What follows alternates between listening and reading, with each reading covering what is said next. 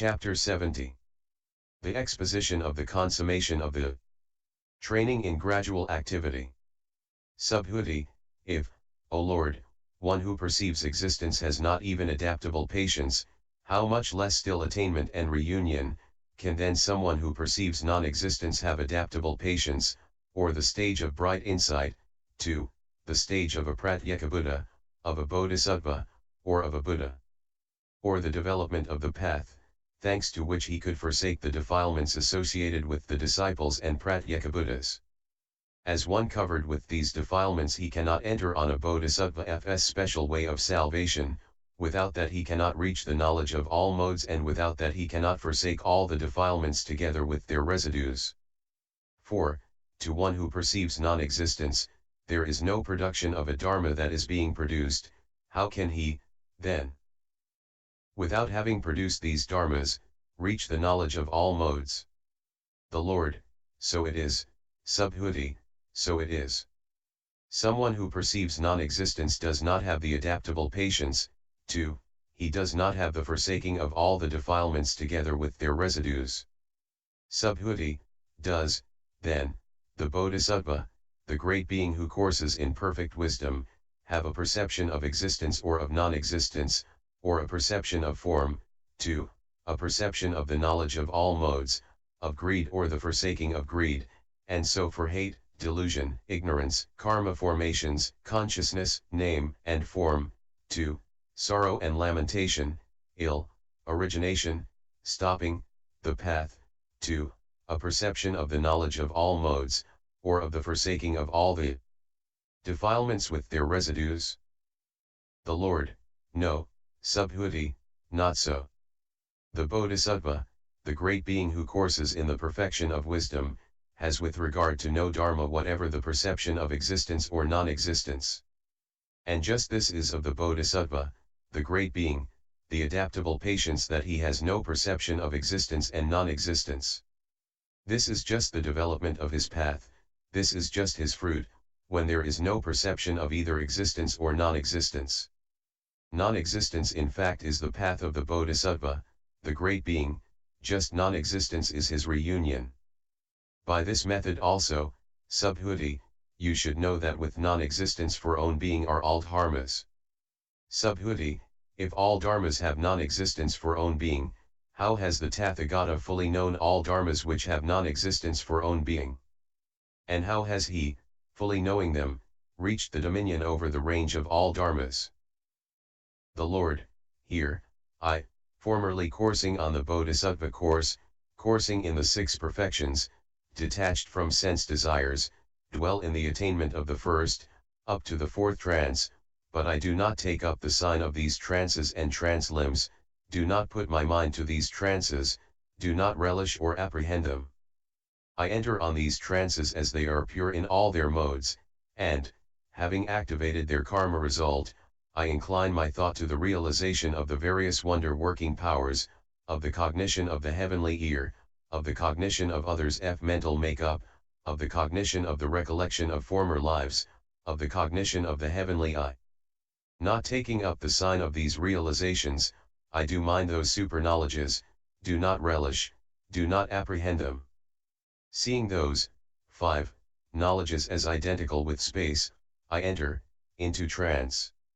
Again, having fully known the utmost, right, and perfect enlightenment through a wisdom which is conjoined with one single moment, having fully understood as it really is that this is ill, this the origination of ill, this the stopping of ill, this the progressive path which leads to the stopping of ill, and, endowed with the 10 powers of a Tathagata, the 4 grounds of self-confidence, 2, the 18 special dharmas of a Buddha, I predict being to the 3 groups.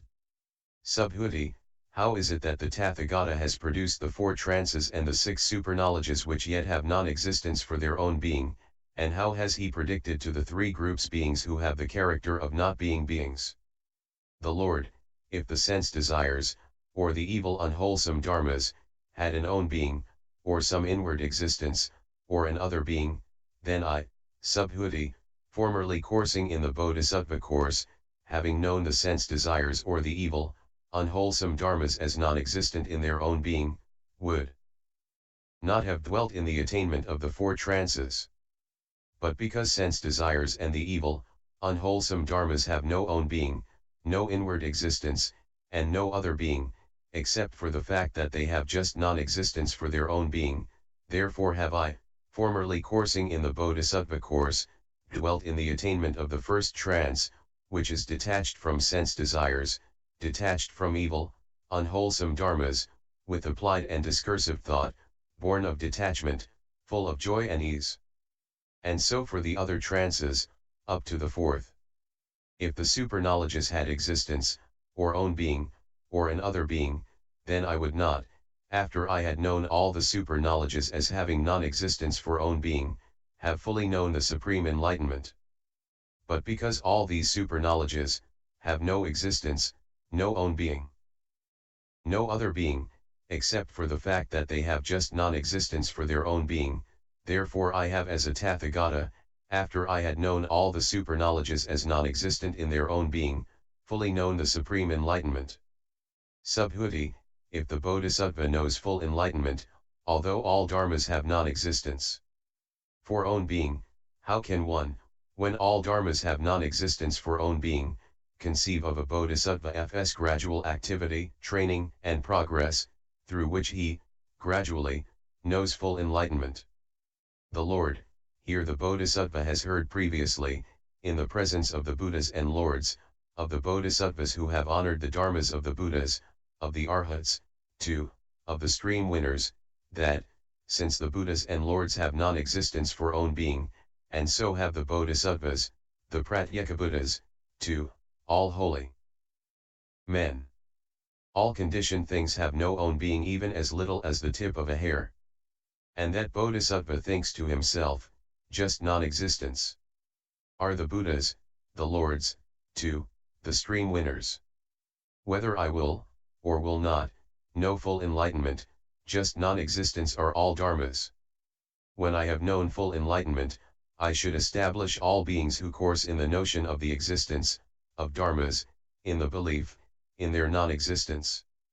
And that Bodhisattva, who has set out for full enlightenment for the sake of leading all beings to parinirvana, exerts himself in the gradual activity, training, and progress in which the Bodhisattvas of the past have trained, with the result that they have known full enlightenment. Just from the first they train in the six perfections, i.e. the perfection of giving, 2, the perfection of wisdom. When he courses in the perfection of giving, he himself gives gifts, and also others he establishes in the perfection of giving. And he praises giving as well as those others who course in the perfection of giving, one acquiescent. Through those gifts he acquires great wealth, and he renounces and gives his gifts with a heart free from stinginess. Food to those who are in need of food. Through those gifts he guards that morality which constitutes an essential portion of his spiritual practices, and he acquires an exalted position as a god or human, and he acquires a mass of morality, 2, the mass of the vision and cognition of emancipation. Endowed with this giving he transcends the levels of the disciples or Pratyekabuddhas and enters on a Bodhisattva certainly of salvation, purifies the Buddha field, matures beings, and reaches the knowledge of all modes. It is thus that, through giving, the Bodhisattva's gradual activity is conceived, his gradual training, his gradual progress. And all that cannot be apprehended. And why? Because it has no own being. Moreover, the Bodhisattva, from the first thought of enlightenment onwards, himself courses in the perfection of morality, and establishes others also in the perfection of morality. He praises morality and also those others who course in the perfection of morality, one acquiescent. Through that morality he acquires an exalted position as a god or a human, and through it he establishes beings in giving, 2, in the vision and cognition of emancipation. Endowed with that morality he transcends the levels of the disciples and Pratyekabuddhas, and thereafter through that mass of morality, 2, that mass of the vision and cognition of emancipation he establishes beings in the triple vehicle and frees them from samsara. It is thus that one conceives a Bodhisattva's gradual activity, training, and progress. But all that cannot be apprehended. And why? Because it has no own being. Moreover, the Bodhisattva, from the first thought of enlightenment onwards, courses in perfect wisdom and establishes beings in giving, in morality, in the vision and cognition of emancipation. When he courses in perfect wisdom, he himself gives gifts, guards morality, achieves patience, exerts vigor, enters on the trances, and develops wisdom. He establishes also others in giving, wisdom, and he speaks in praise of them. And those also who give gifts, develop wisdom, them also he praises, one acquiescent. With the helps of these 6 perfections, he transcends the levels of the disciples and Pratyekabuddhas, enters on the Bodhisattva's certainty of salvation, purifies the Buddha field, matures beings, and reaches the knowledge of all modes. Having established beings in the triple vehicle, he frees them from samsara. But all that cannot be apprehended. And why? Because it has no own being. Moreover, the Bodhisattva trains in the gradual activity, the gradual training, the gradual process. From the first thought of enlightenment onwards he has, with his attentions associated with the knowledge of all modes, resolutely believed in all dharmas as having non-existence for own being. And he develops the recollection of the Buddha, of the Dharma, of the Sangha, of morality, of renunciation, and of the deities. And how does the Bodhisattva develop the recollection of the Buddha? Here he does not attend to the Tathagata through the skandhas. And why? Because they have no own being, and what has no own being, that is a non-existent. And why? A non-recollection and a non-attention is the recollection of the Buddha. A Tathagata further should not be attended to through the marks of the Superman, nor through his golden-colored body, nor through the effulgence of his halo or his 80 minor characteristics. And why?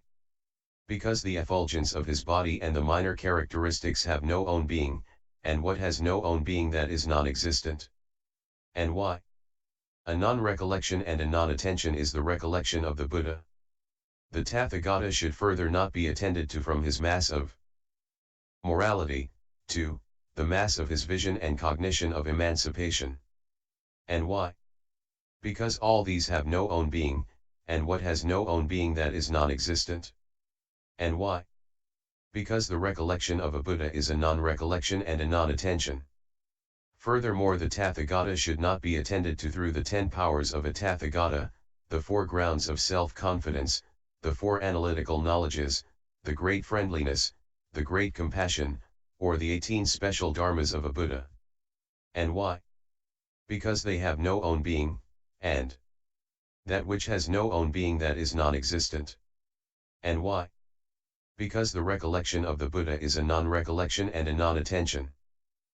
Furthermore, a Tathagata should not be attended to from conditioned co-production. And why? Because is has no own being, and that which has no own being, that is non-existent. And why? Because the recollection of the Buddha is a non-recollection and a non-attention. It is thus that the Bodhisattva who courses in perfect wisdom should attend to the recollection of the Buddha.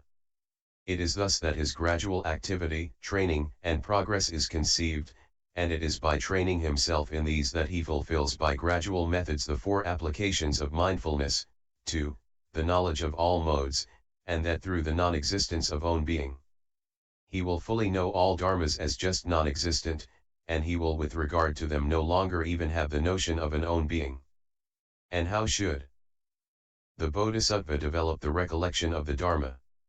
Here the Bodhisattva, who courses in perfect wisdom, should not attend to wholesome or unwholesome dharmas, to determinate or indeterminate dharmas, to worldly or supramundane ones, to fleshly or spiritual ones, to holy or unholy ones, to dharmas, with or without outflows, not to dharmas included in the world of sense desire, in the world of form, or in the formless world, nor to conditioned or unconditioned dharmas. And why? Because these dharmas have no own being, and what has no own being, that is non-existent. Because the recollection of the Dharma is a non-recollection and a non-attention. Here see fully knows, and therein there is not event he notion of the existence of the notion of an own being. It is thus that the Bodhisattva who courses in perfect wisdom should develop the recollection of the Dharma. And how should the Bodhisattva develop the recollection of the Sangha? Here the Bodhisattva, endowed with morality, concentration and wisdom, emancipation and the vision and cognition of emancipation, should attend to the community of the Lord F's disciples, the 4 pairs of men and the 8 great personages through the absence of own being. And why? Because they have no own being and are non-existent. For the recollection of the Sangha is a non-recollection and a non-attention. It is thus that the Bodhisattva should develop the recollection of the Sangha. And how should the Bodhisattva develop the recollection of morality?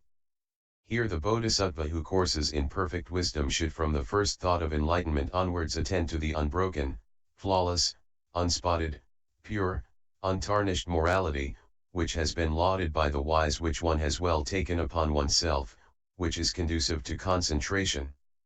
All these acts of morality should be attended to by way of the non-existence of own being, so that with regard to them there is not even an act of recollection, how much less the departure of a recollection. And why? It is thus that the Bodhisattva should attend to the recollection of morality, i.e. that there is in it not even the notion of an own being. And how should the Bodhisattva who courses in perfect wisdom develop the recollection of renunciation? Here, subhuti, the Bodhisattva should, through the non-existence of own being, attend to renunciation, be it a renunciation of fleshly things or a renunciation of Dharma. And when he renounces things, in such a way he should not produce a thought thus, I give or I do not give. I renounce or I do not renounce. Even when he gives up all his limbs he should not produce such a thought. And why? Because all this has no own being. When he thus courses in the recollection of renunciation, and trains in it, he will gradually advance up to the knowledge of all modes. And how should the Bodhisattva, who courses in perfect wisdom, develop the recollection of the deities? Here the Bodhisattva should attend, through the non-existence of own being, to those gods who have been reborn in the various heavens. And why? Because they have no own being. And so should those deities be attended to, that there is with regard to them not even the action of recollection. When he attends thus, the Bodhisattva gradually attends to everything up to the knowledge of all modes.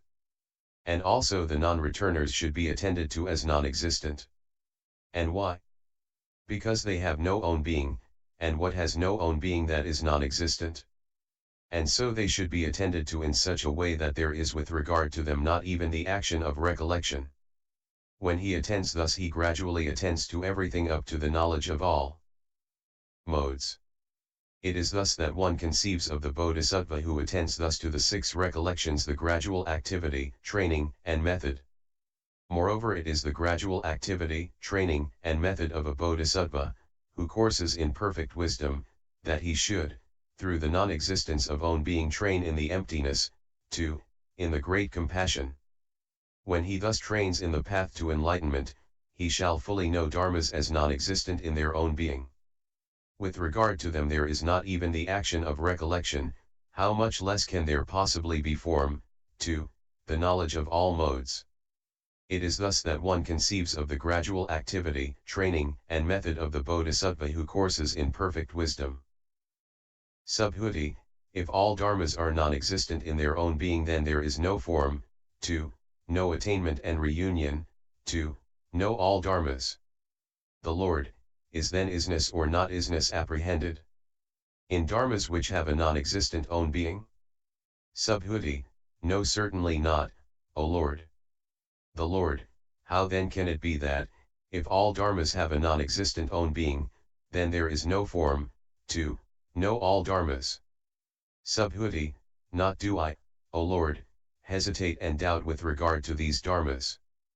But on the other hand there will be in a future period monks who belong to the vehicle of the disciples, or to that of the Pratyekabuddhas, or to that of the Bodhisattvas, and who will speak thus, if all dharmas are non-existent in their own being, who then can be defiled or purified by them?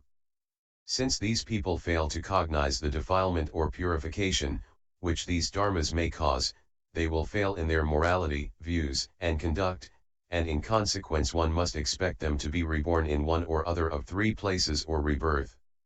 In the hells, the inanimal world, or in the world of Yama. It is because I consider this future peril that I question the Tathagata about this subject, but it is not because I hesitate or doubt with regard to these dharmas. The Lord, well said, Subhuti, so it is as you say. Chapter 71. The nature of dharmas is signless and cannot be apprehended. Subhuti, if all dharmas have a non-existent own being, as a result of which reasoning does the Bodhisattva for the sake of being set out to fully know the utmost, right, and perfect enlightenment. The Lord, to the extent that all dharmas are non-existent in their own being, to that extent the Bodhisattva sets out for the supreme enlightenment. And why? Something base is a basis, and there can be no attainment, reunion, or full enlightenment for someone who has the notion of a basis. Subhuti, is there, then, an attainment of the baseless, a reunion with it or a full enlightenment with regard to it? The Lord, just the baseless is attainment, just the baseless is reunion, just the baseless is full enlightenment, on account of the fact that the realm of dharma should not be upset.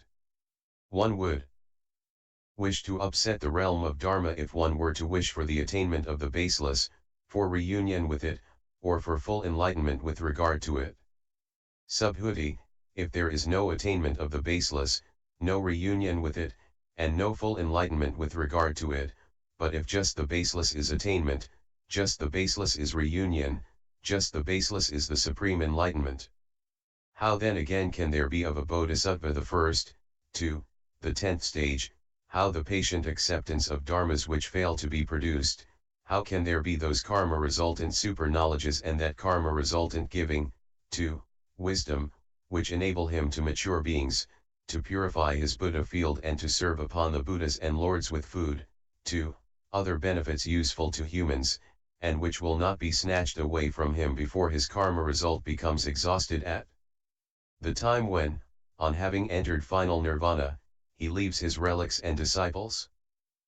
The Lord, just in so far as there is the baseless, just so far there are the 10 stages, the karma resultant 5 super knowledges, the karma resultant perfections, as well as the karma resultant wholesome roots by which he works the will of beings until, on having entered final nirvana, he becomes an object of worship. Subhuti, what is the distinction, what the difference, between the baseless on the one side, and the perfections and super knowledges on the other? The Lord, there is no difference between them. But with regard to the unstained perfections and super knowledges a difference has been laid down. Subhuti, what is that difference? The Lord, here the Bodhisattva, who courses in perfect wisdom, gives gifts without having apprehended the gift, or the renunciation, or the donor or the recipient, he guards morality without having apprehended morality, 2. He purifies the Buddha field without having apprehended the Buddha field, and he fully knows enlightenment without having apprehended the Buddha dharmas. It is thus that the Bodhisattva courses in a perfection of wisdom which does not act as a basis. It is thus that the Bodhisattva courses in perfect wisdom, and that, coursing in it, he becomes unassailable by Mara, the evil one, or by the divinities of Mara F's host. Subhuti, how does the Bodhisattva, the great being, coursing in the perfection of wisdom, acquire with one single thought the 6 perfections, 2, the 80 accessory marks of a Superman? The Lord, here whatever gift a Bodhisattva may give that is not taken hold of apart from perfect. And so for all other spiritual practices. Subhuti, how does a Bodhisattva who has been taken hold of by perfect wisdom acquire with one single production of thought the 6 perfections, 2, the 80 accessory marks of a Superman? The Lord, here when the Bodhisattva, who courses in perfect wisdom, gives gifts, then, taken hold of by perfect wisdom, he is not one who perceives duality in that. And so for the other spiritual practices. Subhuti, how can a Bodhisattva, who courses in perfect wisdom, accomplish these spiritual practices without becoming one who perceives duality therein? The Lord, Here a bodhisattva, coursing in perfect wisdom, fulfills the perfection of giving. He gives gifts after having included in that perfection of giving all the 6 perfections. And likewise he fulfills all the dharmas which constitute the wings to enlightenment. 2. He develops the path after having included in it all the 6 perfections. And why should that be so? At the time when the bodhisattva, coursing in perfect wisdom, gives a gift, he does so having stood in a thought without outflows, and he does not review a sign, i.e. him who gives, him to whom he gives, what he gives, who am I that gives. He gives his gifts with a thought free from signs, without outflows, free from craving and ignorance. He does not review that thought, nor that gift, and so on up to all the Buddha dharmas. Moreover, with a thought free from signs he practices the other 5 perfections, as well as the remaining spiritual practices, and in each case he fails to review them and their constituents. Subhuti, how does the bodhisattva fulfill these spiritual practices when all dharmas are without signs and unaffected? The Lord, here the bodhisattva gives to all who ask for them gifts with a thought free from signs, food to those who desire food, drink to those who desire drink. And if someone who has come along should say to him, what is the use of your giving a gift which is no help at all, then that bodhisattva, who courses in perfect wisdom, thinks to himself, although those beings do abuse me and say what is the use of your giving such a trifling gift? Nevertheless I should give gifts, and I should not give them. Having made that gift common to all beings, he dedicates it to the supreme enlightenment. But he dedicates it in such a way that, when dedicating, he does not review a sign. I.e. this is the gift, to him I give, by that I give, or who is it that gives? Or, I do dedicate, to what do I dedicate, wherewith do I dedicate, who is it that dedicates?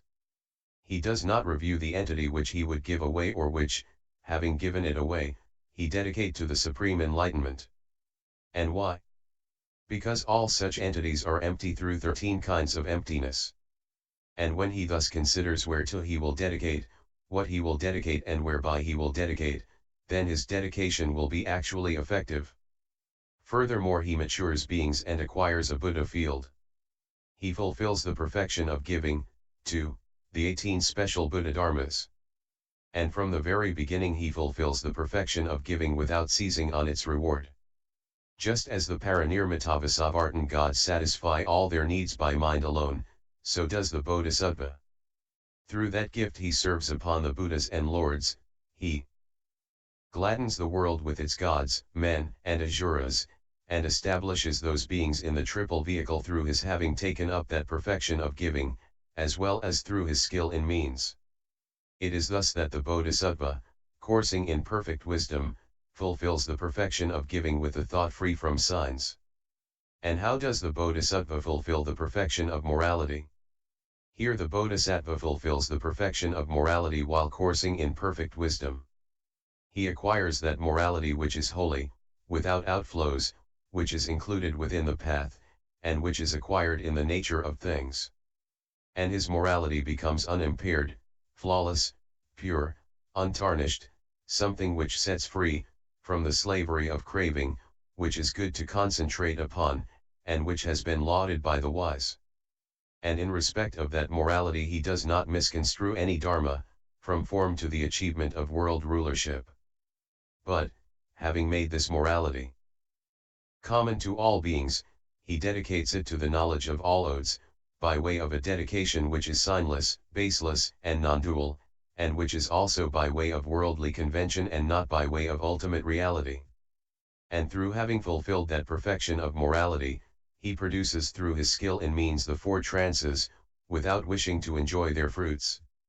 He further achieves the heavenly eye. With that heavenly eye, relating to moral discipline, he sees the Buddhas and Lords who in all the 10 directions stand, hold, and maintain themselves, and who demonstrate Dharma. And he does not lose that vision before he has known full enlightenment.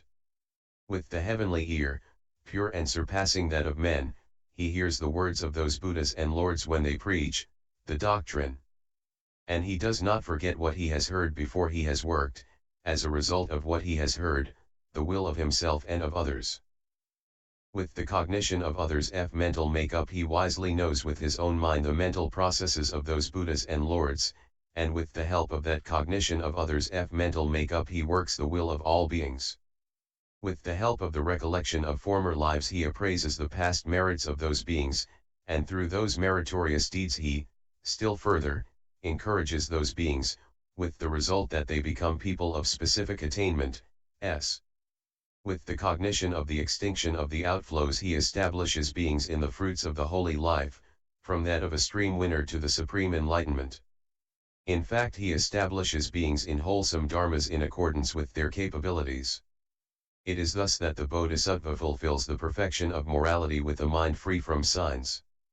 And how does he fulfill the perfection of patience, when dharmas are signless, impassive, baseless, and unaffected?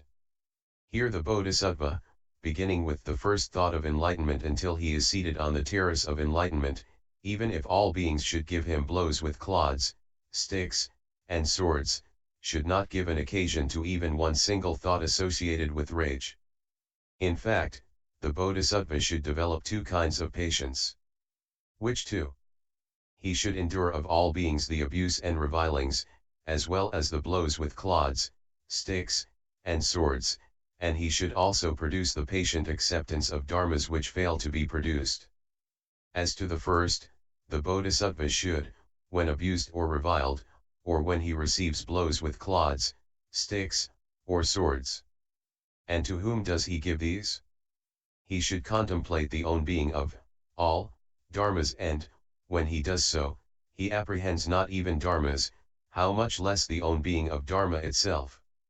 And when he contemplates the own being of dharma, he thinks to himself, who cuts or breaks me? When he contemplates the own being of dharma in this manner, then he acquires the patient acceptance of dharmas which fail to be produced. And what is the patient acceptance of dharmas which fail to be produced? It is of two kinds, the one results from the non-genesis of the defilements, and the other from the non-cutting off of cognition. Having stood in these two kinds of patience, he will fulfill the 4 trances, the 18 special Buddha dharmas. Having stood in these dharmas which are holy, without outflows, supramundane, not shared by all the disciples and pratyeka Buddhas, he fulfills at the same time the holy super-knowledges. When he has fulfilled them he reaches the fullness of the 6 perfections.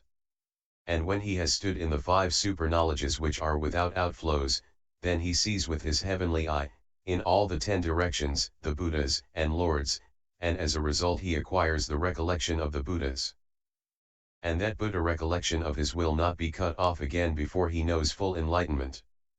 With the heavenly ear he learns all that these Buddhas and Lords have taught, and he thereupon teaches beings the Dharma just as it is. And he will understand with his own mind the mental processes of these Buddhas and Lords.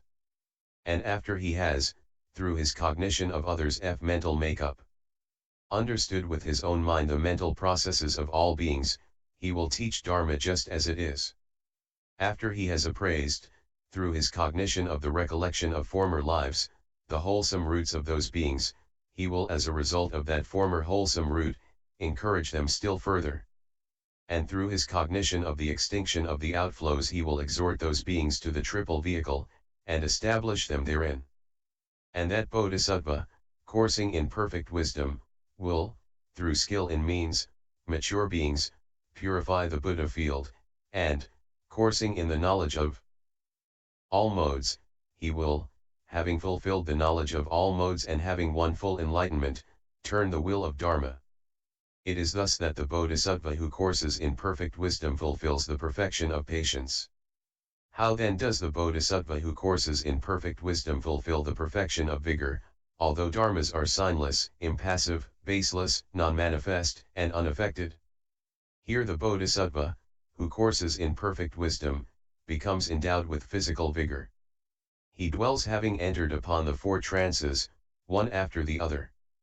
When he has achieved the 4th trance he experiences manifold wonder-working powers, with his hands he handles even the sun and moon, and up to the world of Brahma he holds sway with his body. Endowed with this physical vigor he travels, by means of his wonder-working powers, to the many hundreds of thousands of world systems in the 10 directions where the Buddhas and Lords dwell, and he serves upon those Buddhas and Lords with robes, alms bowls.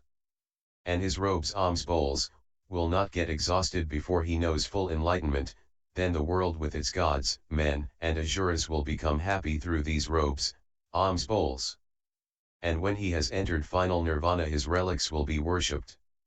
Having traveled to other world systems, by means of his wonder-working powers, he hears the Dharma from those Buddhas and Lords, and before he wins full enlightenment he will never again forget what he has heard.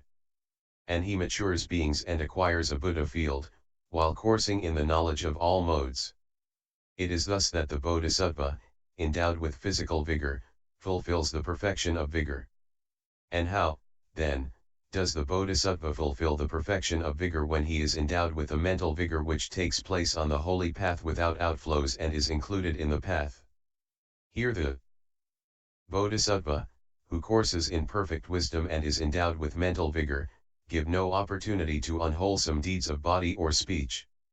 He does not misconstrue anything whatsoever as permanent f or impermanent, ease f or ill, self f or not self, conditioned f or unconditioned. Be it the world of sense desire, the world of form or the formless world, the element without flows or the element without outflows, or the transic concentrations, or friendliness, compassion, sympathetic joy or impartiality, or the formless concentrations, or the applications of mindfulness, to the Buddha Dharmas. Nor does he misconstrue the fruits of the holy life, from the fruit of a stream winner to bodhisattvahood, as permanent f or impermanent, and he does not mistakenly say that these beings have been exalted by vision, those by the stage of refinement, those by the removal of the lower fetters, those by the removal of the higher fetters, those by pratyeka Buddhahood, or by the knowledge of the modes of the path or by the knowledge of all modes. And why? Because there does not exist the own being of all these states, by which they, the beings, could be exalted. Endowed with this mental vigor even at the time of his dying he works the will of beings, but without apprehending them. He fulfills the perfection of vigor, but does not apprehend it. He fulfills the Buddha Dharmas, but does not apprehend them. He purifies the Buddha field, but does not apprehend it. Endowed with this physical and mental vigor he fulfills all the wholesome dharmas, but does not cling to them. Not clinging to them he passes on from Buddha field to Buddha field, and works the will of beings. He works miracles with the help of whichever wonder-working powers he desires to use. Whether it be a rain of flowers, or an emission of sense, or by songs and music, or an earthquake, or the splendor of his appearance, or a display of a world system made up of the 7 precious things, or whether he sacrifices himself for the sake of those who want to regain their youth, or of those who are blind to the light, or whether he discharges sense, or bestows great oblations but without taking any life in the process, or introduces countless beings to the path, 2. Whether he induces them to desist from the taking of life, 2. Whether he frees them from wrong views. Some he helps by giving, others by morality, for the sake of others again he renounces all his limbs. To some he gives sons and daughters, and to others a kingdom. For the sake of others he sacrifices himself. In this way he works the will of beings by whatever device it can be worked. It is thus that the Bodhisattva, who courses in perfect wisdom and is endowed with mental vigor, fulfills the perfection of vigor even though dharmas be signless. And how does the Bodhisattva, who courses in perfect wisdom, fulfill the perfection of meditation, in spite of the fact that he has stood in dharmas as nameless and signless? Here the Bodhisattva, who courses in perfect wisdom, fulfills all the concentrations, with the exception of that of the Tathagata. Detached from sense desires and other evil and unwholesome dharmas he dwells as one who has entered on the first trance, which is with applied and discursive thought, born of detachment, full of rapture and ease. And so for the other trances. He dwells as one who has irradiated the entire world with a mind associated with friendliness, 2. With impartiality, 2. he dwells as one who has entered on the station of neither perception nor non-perception. Having stood in that perfection of meditation, he enters on the 8 emancipations in direct and in reverse order, and emerges from them.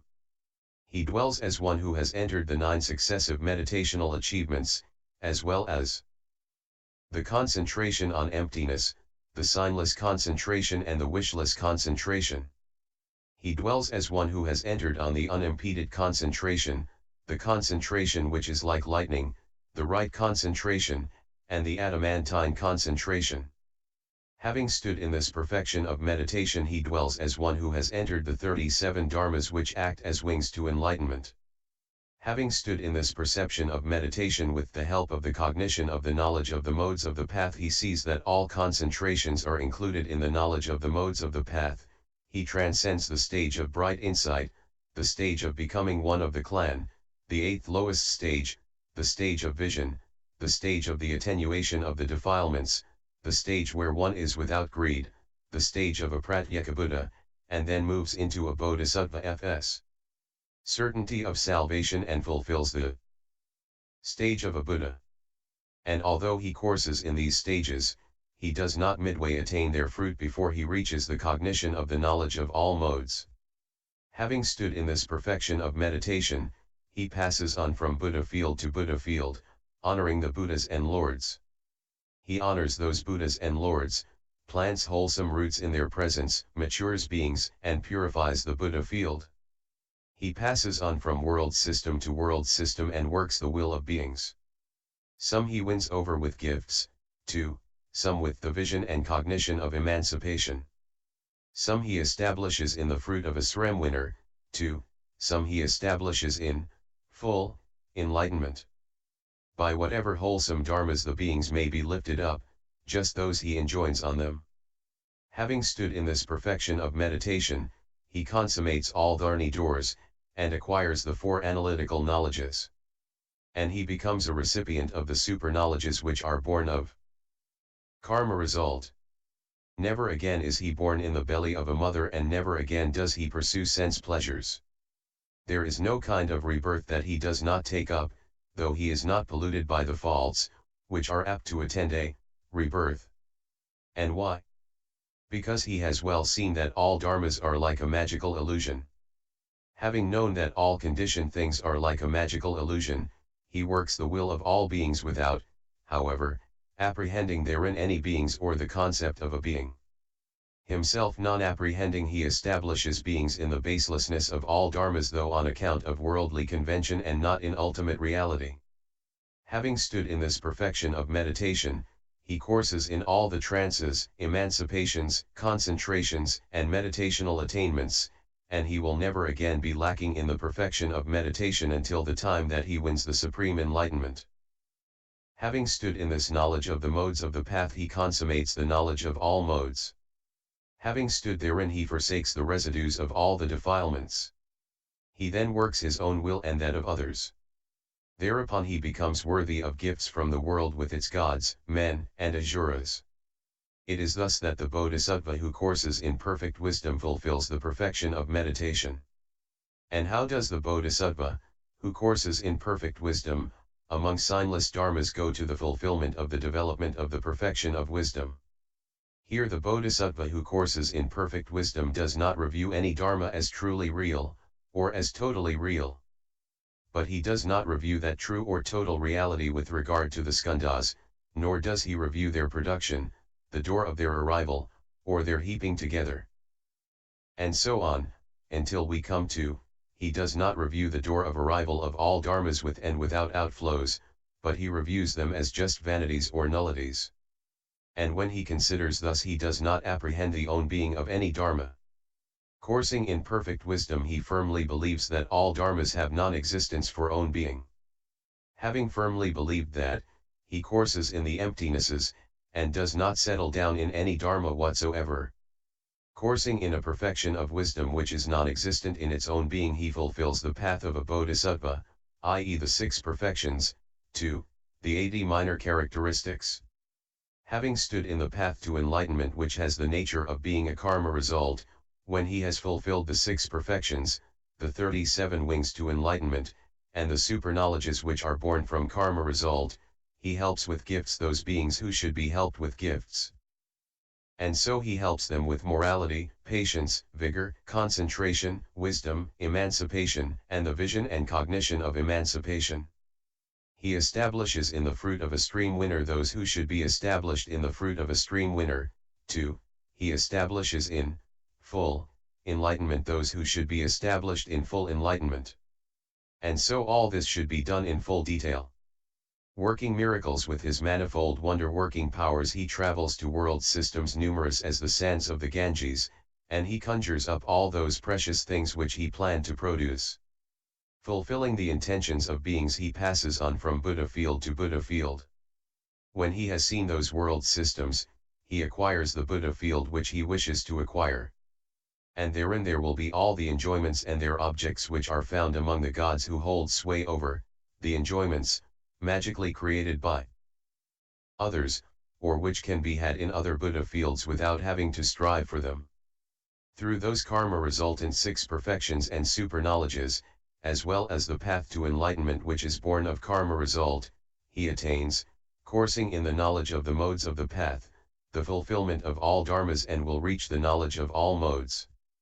And so on, if all dharmas have not been taken hold of, then for someone who has known the supreme enlightenment, all the enjoyments and objects of enjoyment in this Buddha field will be something that he has not taken hold of. And why? Because all dharmas have not been taken hold of, on account of their baselessness. And he teaches the dharma to beings so that they may not take hold of any dharma. It is thus that the Bodhisattva, who courses in perfect wisdom, fulfills the perfection of wisdom by way of signlessness. Continued, Chapter 72.